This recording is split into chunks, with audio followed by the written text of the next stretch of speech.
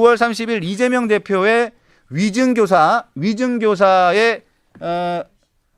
결심 공판 그날 검찰이 구형을 합니다. 그렇죠. 구형을 하는데 오후 2시 반으로 예정되어 있는 걸 제가 확인을 했어요. 네. 2시 반에 아마 검찰 구형이 있게 될 텐데 그 피의자 신문을 그날 할지 안 할지는 할 것 같아요. 피의자 네, 신문을 네. 마지막으로 하게 되면 시간이 좀 길어질 겁니다. 그래서 아마 또 5시나 6시쯤 될 거예요. 또 이재명 대표가 지난번에 선거법 위반 재판의 결심에서도 굉장히 피고인 신문이 길고 뭐 변호사 변론하고 그다음에 본인 최후 변론하고 막 이러면서 시간이 엄청 길어졌잖아요. 그래서 아마 이번에도 한 7시나 6시나 뭐 돼가지고 아마 결심이 나올 것 같은데 네. 그 내용을 한번 우리가 전망을 해볼 거예요. 전망을 해봅시다. 네. 자, 우리 전문가들이시니까 일단 양형기준표 갖고 왔죠. 가져왔죠. 가져오셨다. 가져왔습니다. 네, 오늘도. 양형기준표의 네. 요정입니다. 우리 양형기준표의 요정. 네.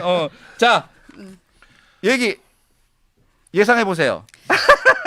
이게 대법원 웃으면 양형 안 기준표 항상 말씀드리잖아요. 근데 이번에도 역시 우리 아버지께는 감경 요소는 없어 보여요. 감경 요소는 없다. 예, 감경 요소는 진지한 반성, 형사처벌 전력 없음 뭐 이런 것들이어야 되는데 계속적으로 부인하고 계시고 형사처벌 전력이야 뭐 있는 거 우리 전 국민이 다 알고 계시니까요. 근데 이 위증 같은 경우에는 본범보다 교사범이 형이 더 높아요. 이게 가중 요소로서 아예 다 들어가 있습니다. 그리고 위증이 신병 또는 재판 결과에 영향을 미친 경우, 과거 재판에서 영향을 미쳤던 부분들이 있잖아요. 그렇죠. 이런 것들이 있고 뭐 그 위증의 본범이었던 김진성 씨 같은 경우에는 계속적으로 다 인정을 하고 있어요. 인정했죠. 그리고 인정했죠. 녹음 파일 같은 것도 다 나와 있는 제출했고. 상황이기 때문에 이것은 굉장히 죄질이 좋지 않다. 그러면 위증 같은 경우에는 일단 기본은 6월에서 1년 6월 사이로 양형기준표상에 되어 있어요. 얼마요? 근데 6개월에서 1년 6개월 아, 징역. 예, 징역. 예, 징역. 그런데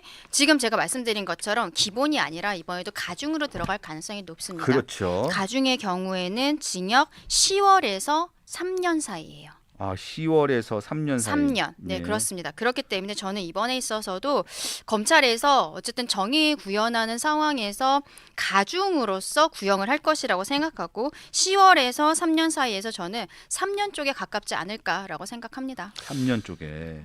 지난번에 저는 지난번에도 예측했었죠? 1년이랑 벌금 1,000만 원 예측했다가 2년 나오는 거 보고 약간 충격 먹어서 여기서 예측했었잖아요. 네, 맞아요. 네, 맞아요. 다른 방송 나가가지고 그 얘기 하더라고요. 예, 맞아요. 예. 근데 왜 강펀치를 얘기 안 했어요? 아. 그냥 다른 방송이라고만 얘기하대요. 방송 프로그램 얘기해도 되는 거예요? 아니 한번 해주면 여기서도 좋죠. 안 해가지고 제가 한번 하지 마세요. 그러니까 알았어요. 제가 무리한 요구 안 할게요. 아니, 해도 되는 거면 할게요. 아니, 그럼 오늘 예측. 제가 오늘 2년을 보고 제가 2년을 보고 그날 그 딴 방송에서 예, 딴 방송은 채널A 뉴스 탑 10이었습니다. 이래야지 거기 가서 내가 한번 얘기할게요. 강펀치. 그 앵커가 제 동아리 후배인 건 알죠? 맞아요, 알아요. 김종석 앵커가 제 잘 아는 학교 동아리 후배입니다. 그날 예. 2년이 딱 발표가 됐는데 그날 하필이면 그 패널이 변호사가 셋이었어요. 민주당 패널도 한 명 있었고.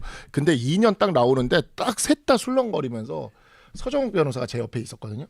서정욱 변호사도 위증교사 3년인 것 같다. 그리고 나도 3년인 것 같다 그랬었는데 이게 꼭 양형기준표에 얽매일 필요는 없어요. 구형량은 5년 할 것 같아요. 5년요? 네. 아, 세다. 5년 할 것 같아요. 내 느낌이 이게 2년 하는 거 보면서 그 서정욱 변호사도 위증교사 5년 할 것 같지 않아? 그러니까 저도 5년 갈 것 같은데요. 내가 그랬거든 그날.